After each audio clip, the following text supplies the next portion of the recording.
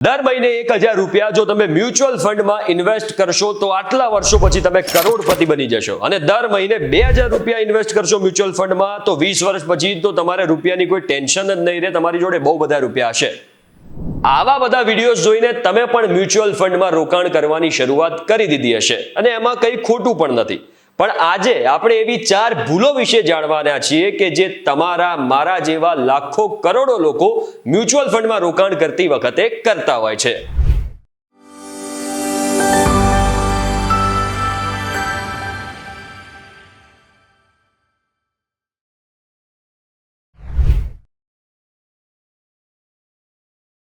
તમે આવી ગયા છો vtvgujarati.com પર. મારું નામ છે હિમ ખત્રી. મારા મતે મોટા ભાગના લોકો જ્યારે પણ મ્યુચ્યુઅલ ફંડમાં ઇન્વેસ્ટ કરવાનું વિચારતા હોય છે અથવા તો કરતા હોય છે, ત્યારે એક કોમન ભૂલ એ મોટા ભાગના લોકો કરતા હોય છે, અને એ ભૂલ એ છે કે સૌથી પહેલા ગૂગલ ઉપર જશે, એમાં સર્ચ મારશે કે પાછલા વર્ષોમાં કયા મ્યુચ્યુઅલ ફંડે સૌથી વધારે રિટર્ન આપ્યું, અને જેણે સૌથી વધારે રિટર્ન આપ્યું હશે એમાં એ ઇન્વેસ્ટ કરી દે છે. પણ મારું માનવું છે કે don't invest based on past winners. જેમ મેં કહ્યું એમ આપણે શું કરીએ, ગૂગલ ઉપર જઈએ અને સર્ચ કરીએ કે પાછલા વર્ષોમાં બેસ્ટ રિટર્ન આપતા મ્યુચ્યુઅલ ફંડ્સ કયા છે, અને એમાંથી કોઈ એકમાં આપણે ઇન્વેસ્ટ કરી દઈએ, એક કે બેમાં આપણે ઇન્વેસ્ટ કરીએ.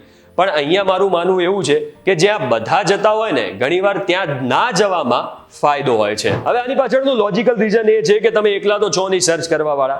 આપણા જેવા લાખો કરોડો લોકો છે કે જે ગૂગલ ઉપર જઈને સર્ચ કરતા હશે બેસ્ટ મ્યુચ્યુઅલ ફંડ, અને જે સૌથી વધારે રિટર્ન આપતું હશે એમાં ઇન્વેસ્ટ કરી દેતા હશે. એમની સામે પણ એ 4-5 નામ જ આપતા હશે કે જ્યારે તમે સર્ચ કરો છો ને તમારી સામે જે 4-5 નામો આવે છે કે આ બેસ્ટ છે, એ જ એમની સામે પણ આવતા હશે.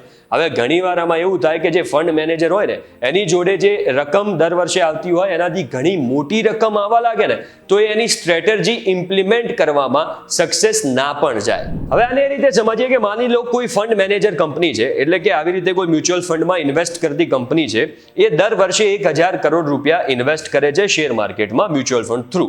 હવે એવામાં એ લોકો રિસર્ચ એવી કંપની કરતા હોય કે જે હિડન જેમ હોય, એટલે કે રિસ્ક ઘણું ઓછું હોય અને રિટર્ન એ કંપનીમાં સારું મળતું હોય.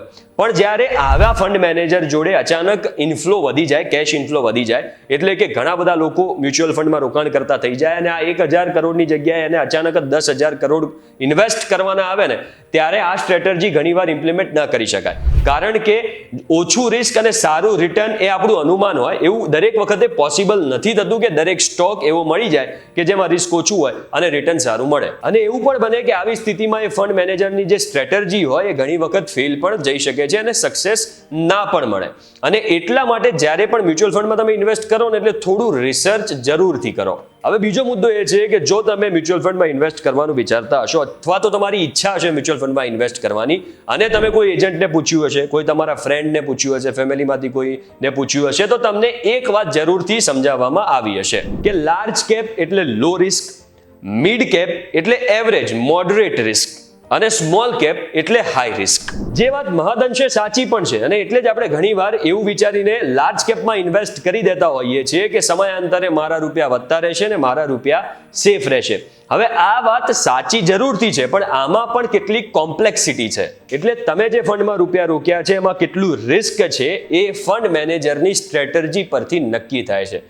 હવે ફંડ મેનેજર જોડે ફ્લેક્સિબિલિટી પણ હોય છે કે લાર્જ કેપમાં ભલે તમે ઇન્વેસ્ટ કર્યું હોય, એની જોડે ફ્લેક્સિબિલિટી હોય છે એ 20% સ્મોલ કેપમાં ઇન્વેસ્ટ કરી શકે એ જ રૂપિયામાંથી. અને એવું તો છે જ નહીં કે લાર્જ કેપમાં આવતી બધી જ કંપનીઓ સારી જ હોય. એક વખતે SR steel, DLF, jet Airways આ બધી કંપનીઓ પણ લાર્જ કેપમાં આવતી હતી, પણ અત્યારે નથી. એટલે તમે જે ફંડમાં રૂપિયા રોક્યા છે ને એ ફંડ મેનેજરની ફિલોસોફી અને રિસર્ચ પર પણ ડિપેન્ડ કરે છે કે તમને કેવું અને કેટલું રિટર્ન મળશે. હવે તમને એ પણ ખબર જ હશે કે ઘણી એવી સ્મોલ કેપ કંપનીઓ પણ હોય છે કે જે અદ્ભુત પરફોર્મ કરતી હોય છે. એનો મતલબ એમ થયો કે એ સ્મોલ કેપ જરૂરથી છે, એટલે કે એની ઇન્ડસ્ટ્રી ભલે નાની છે પણ પોતાની ઇન્ડસ્ટ્રીમાં એ સતત આગળ વધી રહી છે. એટલે જો કોઈ એવો સ્મોલ કેપ ફંડ મેનેજર છે જે આ સ્ટ્રેટેજીને ફોલો કરે છે, એટલે કે લો રિસ્કમાં આવા કોઈ સ્મોલ કેપને શોધીને એમાં ઇન્વેસ્ટ કરે છે, તો બની શકે તમને એમાં પણ સારું રિટર્ન મળે. અને એવું પણ બની શકે કે સ્મોલ કેપ પણ ઘણી વખતે સેફ સાબિત થાય. પણ અહીંયા અગેન હું એ જ કહેવા માંગુ છું કે આમાં એવું બિલકુલ નથી કે લાર્જ કેપ એ સેફ ના હોય. મહદઅંશે અને મોટા ભાગે લાર્જ કેપ જ સેફ હોય છે. એટલે કમ્પેરેટિવલી લાર્જ કેપ સેફ હોય છે, પણ જો આપણે એવું જ માનીને બેસી જઈએ કે લાર્જ કેપમાં મેં મારા રૂપિયા રોકી દીધા છે, હવે કોઈ પ્રોબ્લેમ નહીં થાય અને મને સારું જ રિટર્ન મળવાનું છે, તો ઘણી વખત એવું ના પણ થાય. એટલે જો સેફટી જોઈતી હોય તો લાર્જ કેપમાં ઇન્વેસ્ટ કરો, પણ જોડે એ પણ ચેક કરો કે તમારો જે ફંડ મેનેજર છે, એટલે કે જે મ્યુચ્યુઅલ ફંડમાં તમે રૂપિયા રોકવાના છો, એ 80% નહીં 100% લાર્જ કેપમાં ઇન્વેસ્ટ કરવાનો હોય. અને એ પણ ચેક કરો કે આ લાર્જ કેપના શેર કયા છે. અને એટલે જ ફંડ મેનેજર અને એની સ્ટ્રેટેજી એ ઇન્વેસ્ટમેન્ટમાં બહુ મેટર કરતી હોય છે. હવે આમાં ત્રીજો મુદ્દો એ છે કે જો તમે મ્યુચ્યુઅલ ફંડમાં લમસમ અમાઉન્ટ ઇન્વેસ્ટ કરવાનું વિચારી રહ્યા હો ને, તો આપણે બહુ જ્યોતિષ બનવાની જરૂર નથી. કારણ કે ઘણીવાર આપણે એવું કરતા હોઈએ છીએ કે ધારી લઈએ કે હવે તો શેર માર્કેટ આટલું પડી ગયું છે તો અહીંયાથી ચડવાનું છે, અથવા તો આટલું ચડી ગયું છે તો અહીંયાથી પડવાનું છે, અથવા તો તમે એવું વિચારો કે આટલું બધું માર્કેટ હાઈ છે, હવે આવતા મહિને જ્યારે શેર માર્કેટમાં કરેક્શન આવશે ત્યારે આપણે મ્યુચ્યુઅલ ફંડમાં ઇન્વેસ્ટ કરીશું. પણ અગેન હું એ જ કહું છું કે કોઈને ખબર નથી હોતી કે Indian share market global share માર્કેટમાં શું થવાનું છે. એના કરતાં અહીંયા તમે એક સ્ટ્રેટેજી જરૂરથી અપનાવી શકો કે જ્યારે શેર માર્કેટમાં 10%નું કરેક્શન આવે છે, એટલે કે 10% જ્યારે માર્કેટ પડે છે, ત્યારે તમે મ્યુચ્યુઅલ ફંડ થ્રુ તમારી જોડે જે રકમ ઇન્વેસ્ટ કરવાની છે એના 10% એ સમયે ઇન્વેસ્ટ કરી દો.